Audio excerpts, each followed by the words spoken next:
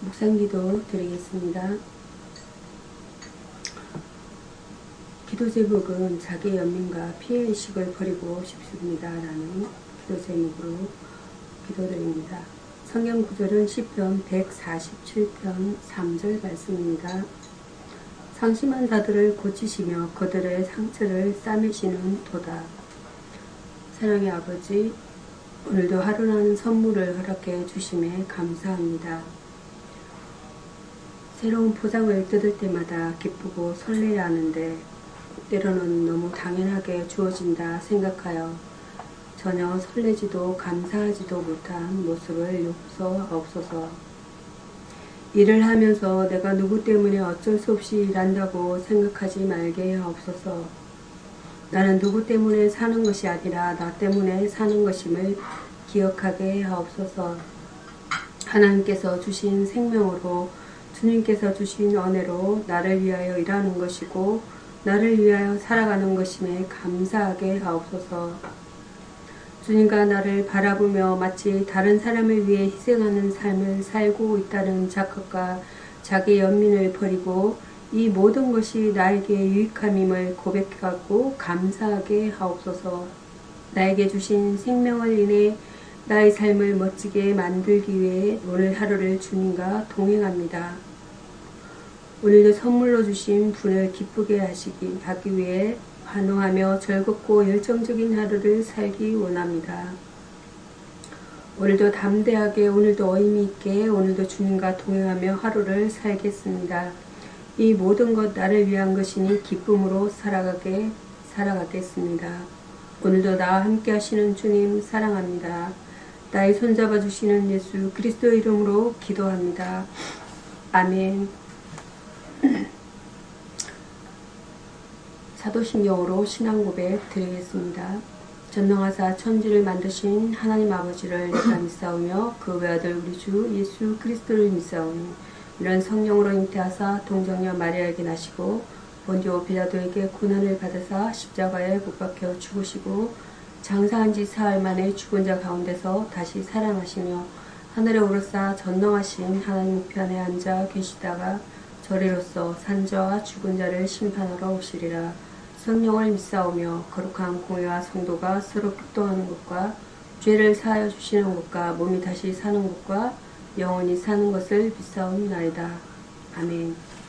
오늘 성경 본문 말씀은 사무엘상입니다. 사무엘상 16편입니다. 1절에서 사무엘상 16편 1절에서 13절 말씀 본문 내용 두 단락으로 나눠보겠습니다. 사무엘상 16편 1절에서 5절 말씀대로 행함입니다.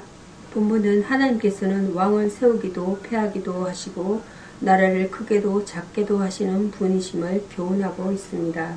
말씀에 대한 사무엘의 대답입니다. 2절입니다. 16편 2절 사무엘상입니다. 사무엘은 다른 왕을 기름 부어 세운다는 것의 위험을 하나님께 말씀드립니다. 이것은 사무엘을 불순종이라기보다는 그의 실제적인 믿음을 보여주는 것입니다. 주장적으로 습관적으로 믿는 사람들은 그 믿음이 현실과 동떨어져 있어서 죽은 믿음이 되기 쉽습니다. 하나님은 구체적이고 실제적인 살아있는 믿음을 요구하십니다. 하나님께서 방침을 알려주십니다. 사무엘상 16절 2절에서 3절입니다. 사무엘이 하나님께 말씀 수행에 따른 구체적인 문제를 의논드리자 하나님께서는 암송아지를 끌어다 제사를 드리며 이새를 청하라고 구체적인 방침을 알려주셨습니다. 하나님께서는 사명을 주시기만 하시는 분이 아니고 사명을 주실 때 그 사명을 수행할 수 있는 방법을 지도하시며 사명 수행에 필요한 능력과 여건도 함께 주십니다. 사무엘이 말씀대로 행합니다. 여기 16편입니다. 4절에서 5절입니다. 사무엘이 말씀대로 행합니다. 하나님의 말씀대로 하면 땅의 고난에 정명으로 대항하는 것이며 이는 자기 목숨을 내어놓는 것이 없습니다. 그러나 사무엘이 목숨을 걸고 하나님의 말씀대로 행함으로 이스라엘에는 새 왕권과 번영의 역사가 시작되었습니다. 말씀대로 사는 것이 자기도 살고 민족과 국가도 번영하는 길입니다. 성도는 이 세상의 권세를 두려워하기보다 하나님을 두려워함으로 하나님의 명령을 쫓아 해야 합니다. 여기서 순종이라는 것은 이크와 휘팝고에 거스르지 않고 순수히 복종함입니다. 순수히 따름, 오비디언스, 성경에서는 하나님의 뜻에 복종한다는 뜻에서 신앙을 일컫는 말로 쓰이고 있습니다. 이어서 사무엘상 16편 6절에서 13절입니다. 6절에서 13절 다윗을 택하심입니다. 하나님께서는 적절하고 필요한 시기에 당신이 원하는 사람들을 역사의 무대에 등장시키십니다. 감찰하시는 하나님입니다. 하나님은 사람의 마음과 생각, 심지어 잠재의식 속에 있는 모든 것들도 다 감찰하여 아시기 때문에 그분이 택하시는 사람들은 권모와 수수에 능한 사람들이 아니라 그 중심을 하나님을 경외하는 진실한 사람들인 것입니다. 외모와 관계없이 누구라도 하나님을 경외하며 그 마음이 진실하다면 그분의 일에 쓰임을 받을 수가 있다라는 말씀이에요. 다윗을 택하여 기름 부음입니다. 사무엘은 다윗의 형들이 왕의 제목이라고 여겼습니다. 하지만 하나님의 생각은 사무엘의 생각과 전혀 달랐습니다. 하나님의 외모가 준수하지도 않고 왕의 제목처럼 보이지도 않는 다윗을 선택하셨으며 다윗은 이스라엘 역사 가운데 가장 훌륭한 인물들 중에 하나가 되었으면 물론 메시아 왕권의 상징적 인물이 되었습니다. 다윗이 하나님의 신에게 크게 감동됨입니다. 주의 일꾼들은 주의 신에게 감동이 됩니다. 즉 성령의 충만이 임하게 되는 것입니다. 성령의 감동함이 없는 사람들은 그분이 쓰시는 일꾼들이 아니다라는 것입니다. 하나님께서는 사람을 예물로 취하시는 법이 없으시며 성령에 충만하여 하나님을 경외하고 신실하게 행하는 사람을 귀하게 중용하시는 것이 하나님의 인사관리 규정입니다. 다윗은 전적인 하나님의 예정과 섭리에 따른 선택을 우리로 겸허한 자세로 삶을 살도록 교훈해 줍니다. 여기서 선택이라는 것은 바하르 에클로게, 바하르는 히브리어로 바하르이고 에클로게는 헬라어가 되겠습니다. 에클로게, 선택이라는 단어 용어입니다. 하나님께서는 그 목적을 이루기 위해 사람을 택하시는 것을 말합니다. 택하시면은 하나님의 택하심을 받을 만한 봉사의 큰 책임감이 필요한 것입니다. 이어서 시편이 되겠습니다. 시편 23절입니다. 23편입니다. 시편 23편 1절에서 6절. 시편 23편 1절에서 6절의 본문 내용은 여호와의 목장이라는 본문입니다. 본문은 선한 목자가 되시는 하나님과 그의 사랑스러운 양떼인 성도와의 관계가 언급되고 있습니다. 여호와의 목장은 부족함이 없는 세계입니다. 23편 1절과 2절입니다. 여호와는 나의 목자라는 말은 단순한 이론이 아니라 체험을 통해서 얻어진 신앙 고백인 것입니다. 푸른 초장이란 말은 풍요를 상징하는 것으로 인간이 통치하는 곳에는 불평과 다툼이 있어도 하나님의 통치가 미치는 곳에는 항상 모든 것이 풍부함을 보여줍니다. 이 세상에서 거의 경험할 수 없는 최대의 복으로 넘쳐 흐르고 있습니다. 여호와의 목장은 안식이 있는 세계입니다. 23편 2절과 4절 말씀입니다. 쉴만한 물가는 문자적으로 천천히 흐르는 물가, 즉 평안과 휴식이 있는 곳이란 의미입니다. 인간은 하나님으로부터 단절될 때 그 영혼은 공고함에 처하게 되어 영적인 무거운 압박으로 결국에는 하나님께 대한 영혼의 무감각한 상태에 빠지게 된다는 것이에요. 그러나 주님은 공고함에 처한 영혼들을 생명수 푸른 강가로 인도하신다는 말씀입니다. 여호와의 목적은 평화가 있는 곳이다 라는 말씀이에요. 4절입니다. 23편 4절. 지팡이는 길 잃은 양떼를 인도하는 데 쓰이는 것을 지칭하며 막대기는 맹수들의 공격을 저지하는 데 사용한 일종의 호신구로서 분류하는 것이 일반적인 것이에요. 사망을 엄침한 골짜기 같은 세상에서 하나님을 의지하고 따르는 자들에게 하나님께서 보호와 인도자가 되어 주시기 때문에 두려움이 없고 생활 속에서 평화를 누리게 된다는 말씀이에요. 여호와의 목적은 부족함이 없으며 안식과 평화가 충만한 곳임을 알아야 합니다. 여기서 충만이라는 것은 소바, 히브리어는 소바입니다. 헬라어로는 플레로마라고 합니다. 플레로마. 하나님께서는 그 영으로 그 자녀들이 마음을 풍습게 하는 것을 말합니다. 또한 예정하신 일을 성취하여 결국에 이르게 하는 것을 뜻하기도 합니다. 이어서 다음은 신약성경입니다. 신약성경 에베소서 말씀입니다. 에베소서 신약성경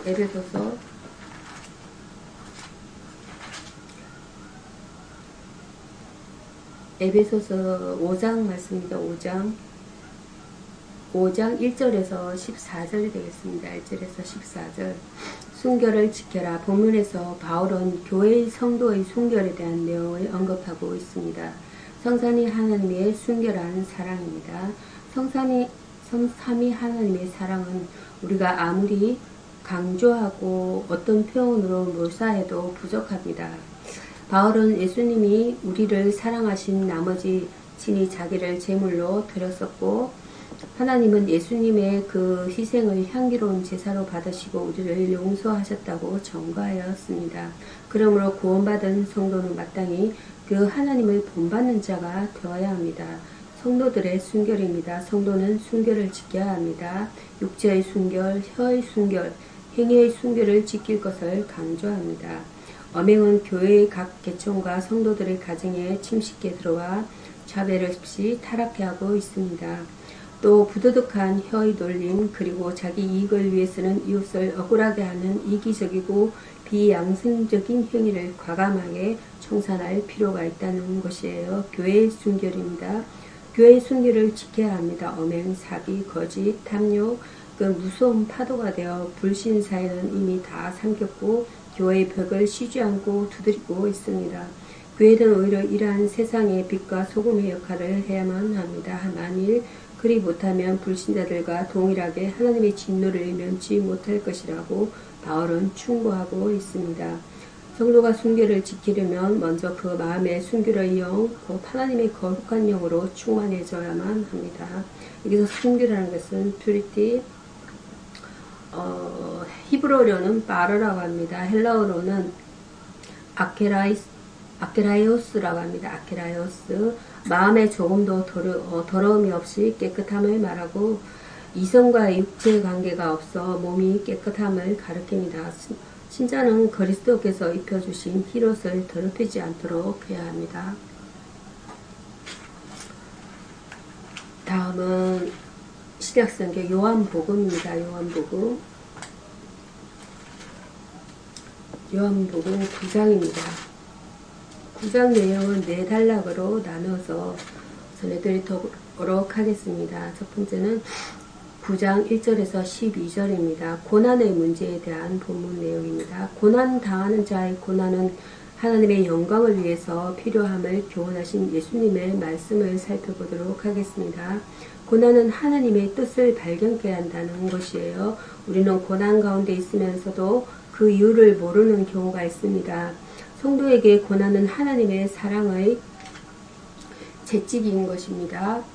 잘못된 것을 보면서 그것을 지나치는 부모는 없다는 것이에요. 자녀를 사랑하는 부모는 잘못된 자녀를 진리한다는 말씀이고요. 이처럼 하나님은 자기 자녀의 잘못에 간섭을 하신다는 말씀입니다. 그리고 그를 바로잡아 하나님의 사람으로 인도한다는 것입니다. 고난은 그리스도의 성품으로까지 자라게 합니다.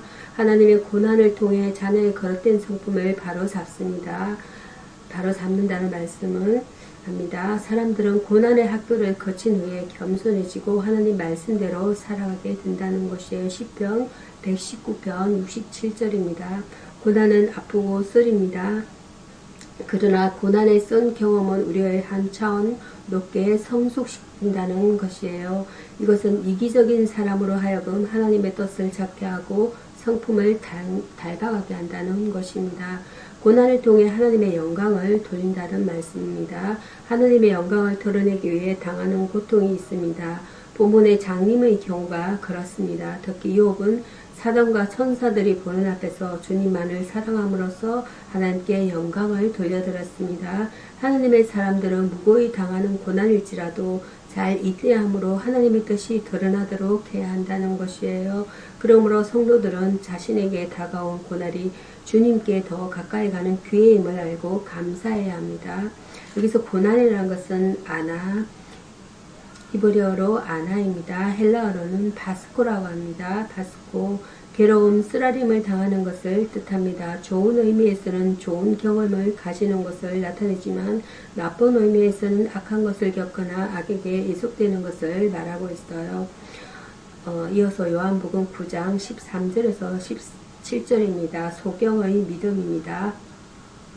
종교가들은 기적을 인정치 않았으나 소경은 예수를 만남으로 승리했고 믿음으로 예수를 전거하였다고 합니다. 그는 예수님을 만남으로 강명을 얻었다는 것이에요. 14절입니다. 요한복음 9장 14절입니다. 많은 사람들이 예수님을 만났고 주목했습니다. 그러나 누구도 예수님을 참으로 구주로 고백하지 못했다는 말씀이야. 그들은 소경의 눈뜬 사건을 통해 나타난 예수님의 신성을 무시했다는 것이고요. 다만 그들은 그들의 법에 걸려든 예수를 처벌할 일만 찾았다는 말씀이에요. 그러나 소경은 예수님을 만났고 눈을 뜨게 되었고 예수님이 안식일에 참 주인임을 믿었다는 내용입니다.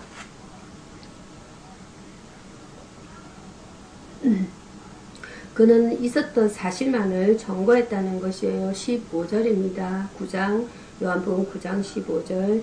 진리에 대해 소경된 바리새인들은 어리석은 일들을 벌였습니다. 그들은 기적이 일어난 것이 하나님의 간섭과 역사임을 믿어야만 했습니다. 그러나 그들은 예수를 심판하기 위해 소경을 불러 심문하였다는 것이에요. 그 결과 그들은 소경에 합당한 대답에 당황하였다는 내용입니다. 소경은 예수께서 시키는 일만 함으로써 보게 되었다고 전거하였다고 해요. 그는 담대히 신앙을 고백하였다는 것이에요. 17절입니다. 요한복음 9장. 소경은 바리새인들의 위협에 굴복하지 아니하였다는 것이에요.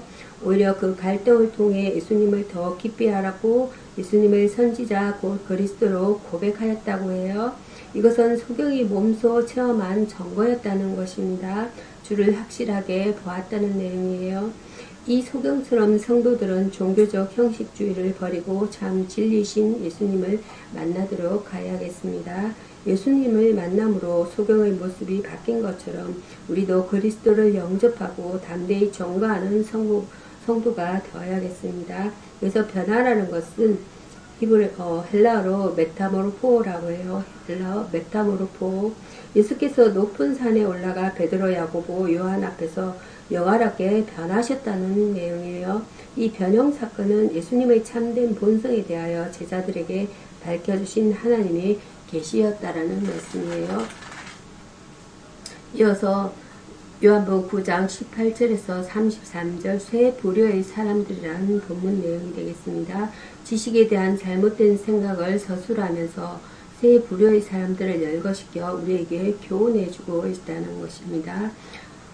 나타난 사실만을 인정하는 사람들입니다. 요한복음 9장 20절과 21절이에요. 유대인들은 소경이 고침받은 직접적인 사실 설명을 무시했다고 합니다. 그들은 소경의 부모를 불러 재차 신문하였다고 해요. 이때 그 부모는 눈뜬 소경이 자기 자녀이며 소경이었다고 대답을 하였다고 합니다. 유대인들은 소경이 눈뜬 사실은 인정을 했습니다. 그러나 더 이상의 진실에는 눈을 감았습니다. 그들은 나타난 사실을 통해 알 수 있는 진실을 외면하였다고 합니다. 사실을 왜곡시키는 부류의 사람들 9장, 요한복음 9장 24절과 29절입니다. 바리새인들은 나타난 사실을 인정하지 않았다고 합니다. 또한 그들은 사실을 왜곡하고 조작하는 것으로 일관하였습니다. 왜냐하면 그들은 예수님의 인기가 오르자 초조해졌기 때문이라는 것이에요. 그리하여 그들은 사실을 감추고 예수를 죄인으로 몰았다는 것입니다. 그러나 그들의 주장은 자신들의 주장마저 부인하는 거짓이었다는 것입니다. 요한복음 7장 27절입니다. 27절 요한복음 7장 이적을 행하신 예수는 믿었던 사람들입니다. 요한복음 9장 25절입니다. 소경은 자신이 무식하여 예수님이 누구인지를 몰랐다고 말했습니다. 그러나 그가 아는 것은 예수님이 자신의 눈을 고쳤다는 것이에요. 그리스도인들은 처음에는 예수님이 어떠한 분인지 많은 지식을 갖지 못했다고 말씀합니다. 그러나 분명히 고백할 수 있는 것은 예수께서 우리를 위해 십자가에 피 흘려 돌아가신 구세주라는 사실입니다. 우리도 나타난 사실만 인정하거나 또 왜곡시키는 모습에서 떠나 예수를 나의 구주로 믿는 성도가 되도록 해야 합니다. 여기서 구주라는 것은 세비얼 그리고 모시아라고 합니다. 세비얼과 모시아. 모시아는 히브리어가 됐습니다. 구주라는 세비얼, 모시아, 구주라는 단어 모시아 히브리어입니다. 하나님은 그의 백성을 구출해내는 분이시다는 것이에요. 이것은 구약 전체의 구조를 이루는 사상이라는 것입니다. 신약에서는 소테르라는 우리의 구세주와 같은 뜻의 의가 예수께 호칭되었다고 해요. 이어서 요한복음 9장 35절과 38절 구원하는 믿음이라는 본문 내용이 되겠습니다. 예수께서 오셔서 소경에게 참 자유와 구원의 기쁨을 주셨는데 육체적 치료를 받은 소경이 영적으로 구원받는 과정을 보고 있습니다. 구원은 인간적 노력으로 얻는 것이 아닙니다.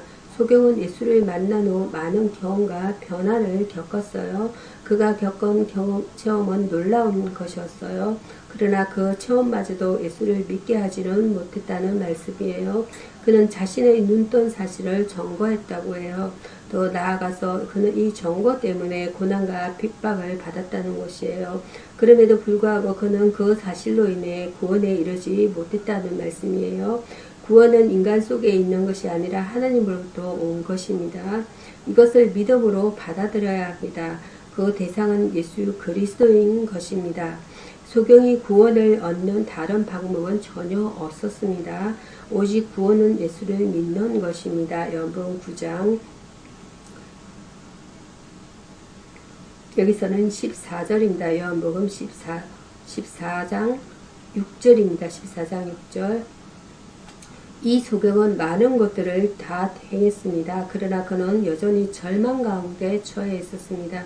이때 예수께서 오셨습니다. 그래서 예수께서는 인자를 믿느냐고 물으셨습니다. 인간은 훌륭한 체험과 고난 그리고 아무리 철저한 순종을 다했더라도 예수의 이 물음에 답해야 합니다. 소경은 예수가 누구인지를 알았으나 참 하나님인 줄 몰랐다는 것이에요. 이때 예수께서는 자신이 소경을 고치신 분임을 확인하셨습니다. 그리하여 소경은 자신이 확인한 예수를 주로 고백하였습니다. 38절입니다. 성도는 자신의 외적인 것에 매여 예수를 잃어버려서는 안 된다는 것이에요. 구원은 소경처럼 주님 앞에 서서 자신의 믿음을 고백할 때 얻어진다는 것이에요.